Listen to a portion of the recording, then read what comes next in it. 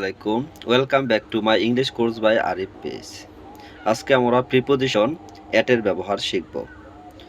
এট কখন কোথায় কার সাথে বসবে।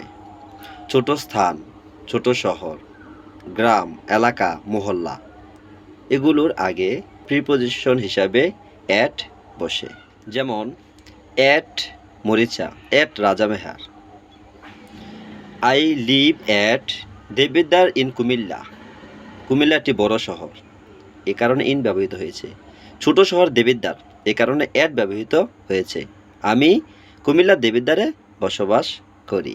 এরপরেও আরও আছে সময়, অবস্থা, হার, গতি, মূল্য, অবস্থা এগুলো বোঝাতে প্রিপোজিশন হিসাবে অ্যাট ব্যবহৃত হয়। আমরা কয়েকটি সেন্টেন্সের আকারে এগুলো জেনে নেব।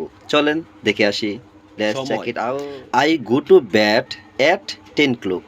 আমি ঠিক 10টায় ঘুমাতে যাই। এখানে সময়টা উল্লেখ করা হয়েছে মেইন টার্মে, যে আমি কখন ঘুমাতে যাই 10টা, এ কারণে 10টার আগে অ্যাড ব্যবহৃত হয়েছে। হার বা গতি বোঝাতো অ্যাড বসে।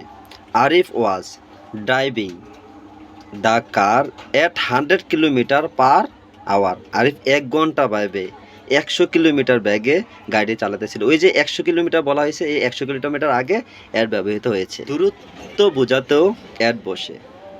যেমন Dhaka is at 60 kilometre from here. Dhaka is at 60 kilometre from here. Dhaka এখান থেকে 60 কিলোমিটার দূরত্ব। বয়স বোঝাতেও অ্যাড বসে। He married at 24। সে 24 বছর বয়সে বিয়ে করেছিল। দিক বোঝাতেও অ্যাড বসে।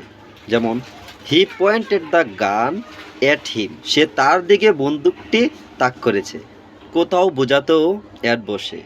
যেমন they arrive at the airport. তারা এয়ারপোর্টে মূল্য বোঝাতেও অ্যাড বসে। যেমন আই বাই রাইস অ্যাট 50 টাকা। আমি 50 টাকা দিয়ে 1 কেজি চাল কিনি বা চাল কিনি। অবস্থা বোঝাতেও অ্যাড বসে। যেমন the country is at war now. The country is at war now. Okay, thank you.